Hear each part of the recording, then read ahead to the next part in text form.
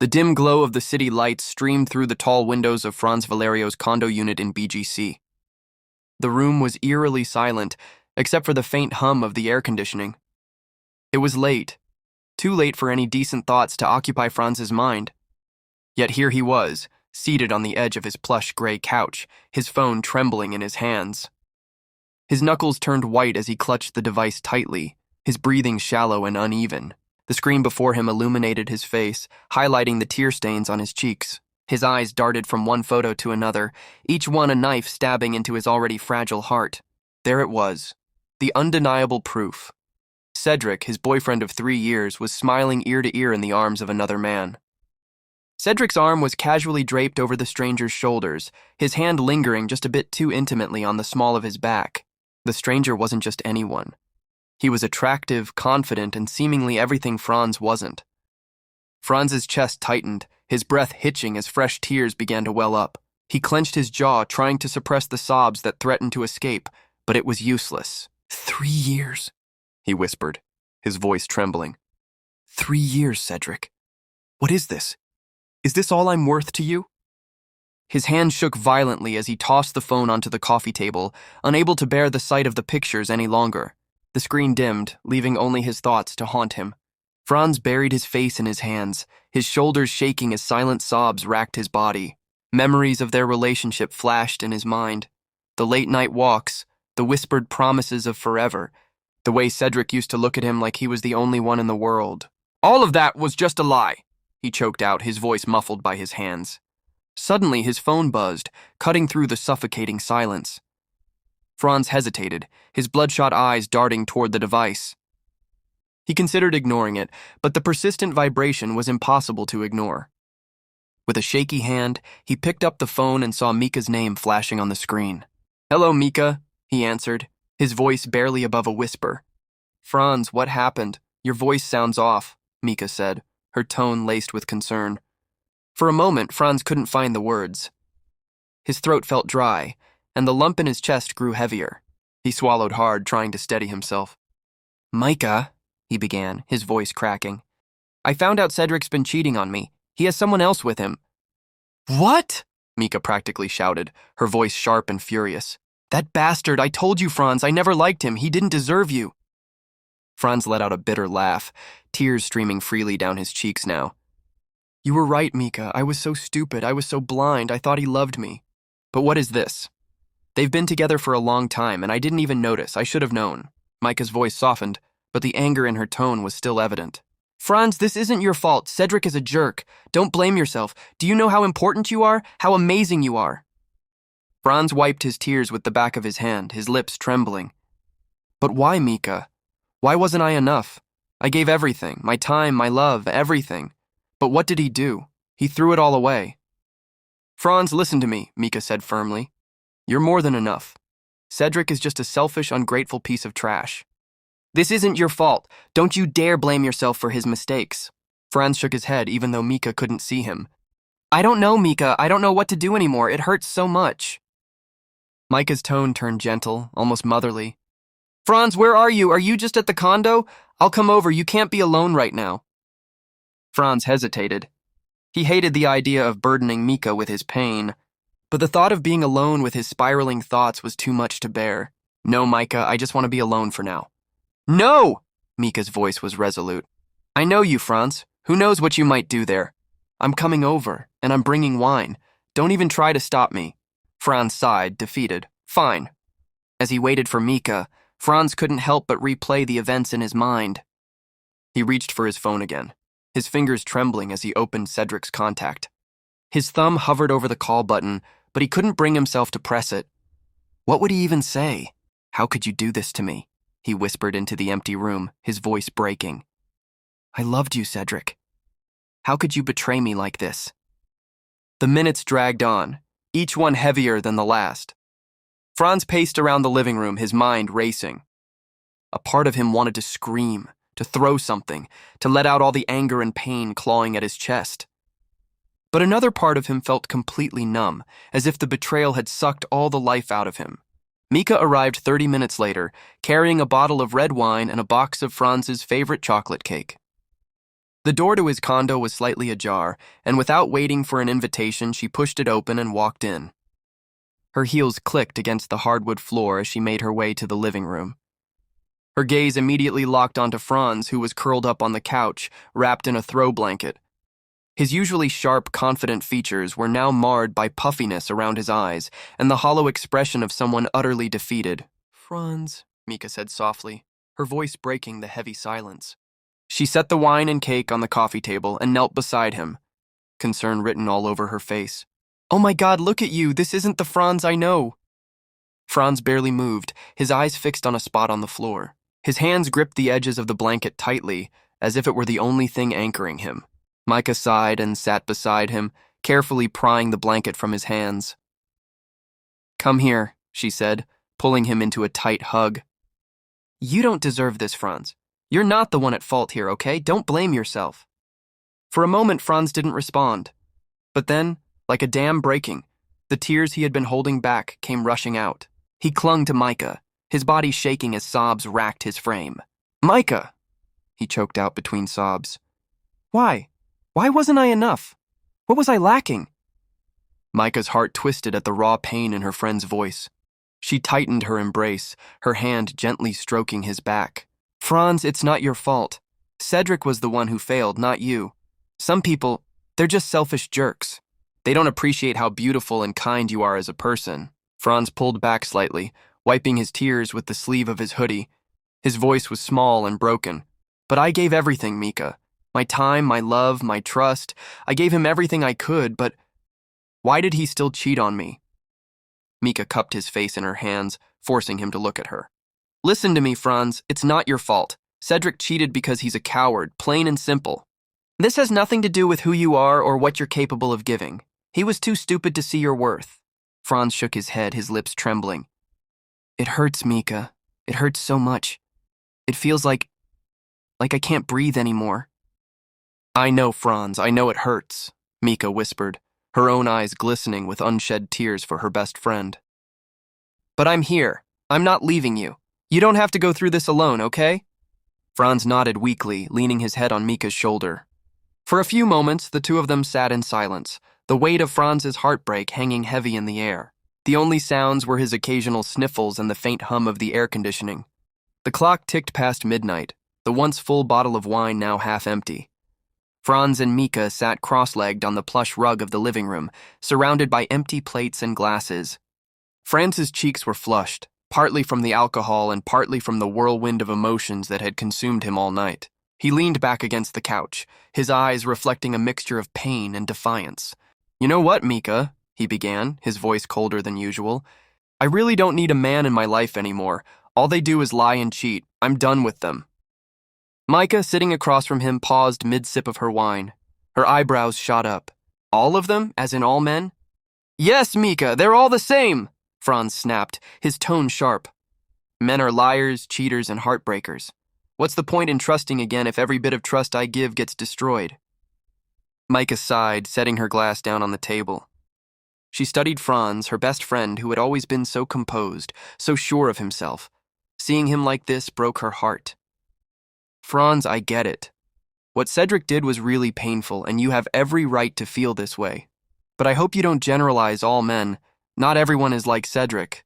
Franz crossed his arms over his chest, his jaw tightening. "I hope that's true, but I just can't believe it anymore, Mica. They all have their own agenda, selfish, manipulative, and in the end, you're the one left broken." Mica tilted her head, her lips pursed thoughtfully. "Isn't that a bit unfair? I mean, imagine if I said all people were bad just because I had one bad friendship." "Franz, there are still good men out there. You just had the misfortune of loving the wrong one." Franz let out a bitter laugh. "Mica, that's easy for you to say. You're married to a good guy. Me, I gave Cedric everything. Everything I had, my time, my love, even my whole self, I gave it all to him. And for what? Just to be cheated on?" Mica scooted closer, placing a comforting hand on Franz's knee. "I know, Franz, and it sucks. You didn't deserve this. But that doesn't mean you don't deserve the right kind of love. You're still worthy, okay? Cedric's betrayal doesn't define you." Franz shook his head firmly, his eyes burning with determination. "I don't care about love anymore, Mica. My heart's been broken enough. I've got nothing left to give. From now on, I'm focusing on myself, my career, my dreams. I don't need to make anyone else happy. Mica raised her glass slightly, a knowing smirk on her lips. So, is this the new Franz Valerio? Mr. Independent, fearless and unstoppable? Franz grabbed his own glass and clinked it against hers. That's right. From now on, it's all about me. No more men, ever. Mica arched an eyebrow, a playful glint in her eyes. Ever? Even if someone handsome, successful, and with dimples comes along? Franz rolled his eyes, though a ghost of a smile played on his lips. Dimples or no dimples, I'm not falling for it, Mica. I'm done with men. All they bring is pain. Fair enough, Mica said with a shrug, taking another sip of her wine. If that's what you need to heal, I'll support you. But what? Franz asked, narrowing his eyes at her suspiciously. But promise me, Franz, that you'll keep your heart open just a little, Mica said gently. You don't have to let anyone in now or even anytime soon. But don't shut yourself off forever. Love can surprise you, Franz. It can come when you least expect it. Franz stared at his wine glass, swirling the liquid absent-mindedly. The pain in his chest hadn't dulled, but there was a flicker of doubt in his resolve. Mica, I don't know. It feels like I have no trust left in love. Like every man I meet will just end up breaking something in me. I won't force you, Franz, Mica assured him, her voice kind but firm. But all I ask is that you don't lose hope. You're one of the strongest, most loving people I know. Even though it hurts now, I believe that one day someone will see you for who you are and love you the way you deserve. Franz gave her a small, tired smile. Thanks, Mica. You know, even though you're sometimes annoying, I don't know what I'd do without you. Well, of course, what else am I here for as your best friend, right? Mica quipped, flashing him a teasing grin. Anyway, enough drama for tonight. Can your liver still handle another glass? Or should we call it a night? Franz laughed lightly, shaking his head. That's enough. I think I've had enough therapy for tonight. Mica smiled, satisfied that she'd done her part. Good, because tomorrow we're going out. You can't stay sulking here in your condo forever. Franz groaned. Mica, please don't. I just want to rest. Nope, Mica said firmly, standing up and gathering the empty glasses. Tomorrow we're starting your healing process. New hair, new clothes, new friends. Deal with it. Franz couldn't help but smile at her determination. Fine, but you're paying.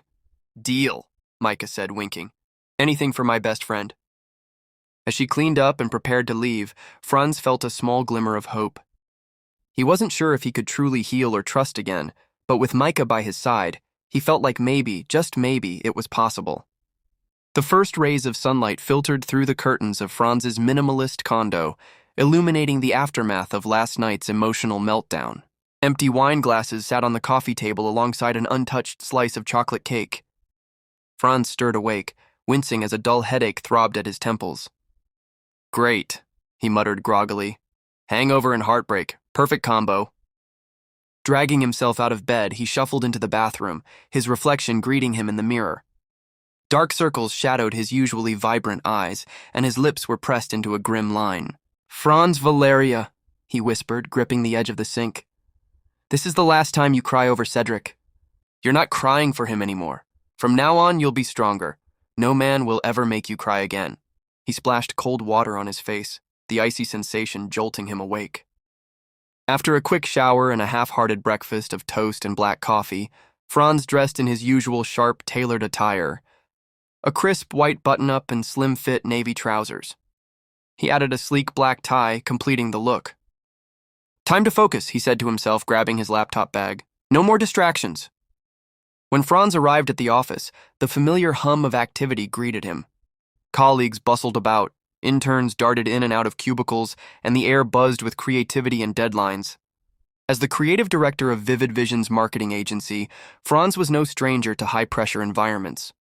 But today he intended to channel his emotions into something productive. Good morning, Sir Franz. A bright-eyed intern named Paula greeted him cheerfully as he walked into the meeting room.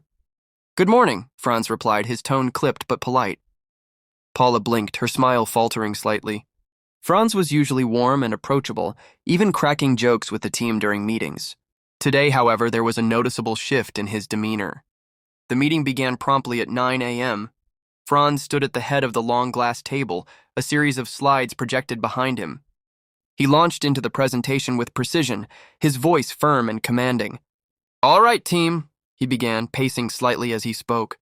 "We're finalizing the New Horizons campaign today. The concept is solid, but I want us to elevate it.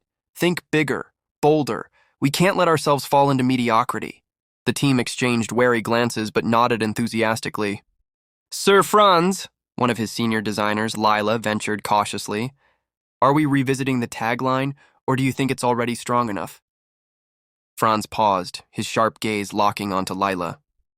"It's good, but good isn't enough. I want something that leaves an impact. Something unforgettable. We'll brainstorm again after lunch. Let's not settle, okay?" "Yes, sir," Lila replied, a hint of nervousness in her voice. As the meeting continued, Franz's focus remained unwavering. He dissected each element of the campaign with meticulous attention to detail, pointing out areas for improvement and pushing the team to exceed their limits. By the time the meeting concluded, the room was filled with a mix of awe and exhaustion. "Sir Franz, are you okay?" Paula asked hesitantly as the team filed out. "I'm fine," Franz replied curtly, not meeting her eyes. "Let's focus on the campaign. We have a deadline to meet." For the rest of the day, Franz threw himself into work with relentless determination. His phone buzzed with notifications, but he ignored them, unwilling to let anything distract him. By 6 p.m., he had finalized the project ahead of schedule and reviewed multiple other tasks that weren't even on his to-do list for the day. "Franz," Lila called out as he packed up his things, "I just wanted to say, you've been really intense today. Are you sure you're okay?" He forced a small smile, though it didn't reach his eyes. "I'm fine, Lila, just focused. Have a good night."